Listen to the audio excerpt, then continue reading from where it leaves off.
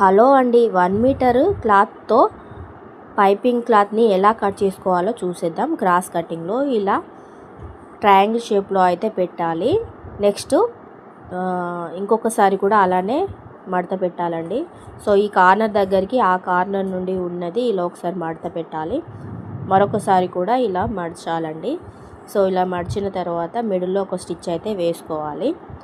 So easy వేలో మనము 1 మీటర్ని ఎలా పైపింగ్ రెడీ చేసుకోవాలో చూసేశారు కదా ఈ వీడియోలో. ఇంకా మరిన్ని వీడియో కోసం నా ఛానల్ని అయితే ఫాలో అవ్వండి. ఇలా లాస్ట్లో ఉన్న ఎడ్జ్ భాగాన్ని అయితే ఒకసారి కట్ చేసుకోవాలి. ఇలా కట్ చేసుకున్న తర్వాత మనకి 1.5 ఇంచ్ కావాలా 1 ఇంచ్ కావాలని చూసుకొని ఇలా అయితే కట్ చేసుకొని మిడిల్లో స్టిచ్ వేసాం కదా, ఆ స్టిచ్ అయితే తీసేసినట్లయితే మనకి పైపింగ్ క్లాత్ రెడీ అయిపోతుంది. 2 పీసెస్ అయితే వస్తాయండి.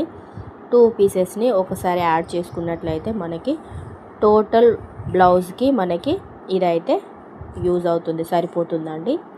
సో 1 మీటర్ని మనము ఒకటేసారి ఇలా రెడీ చేసుకొని పెట్టుకున్నట్లయితే మనం ఈజీ వేలో పైపింగ్ క్లాత్ని అయితే ఇలా కట్ చేసుకోవచ్చండి.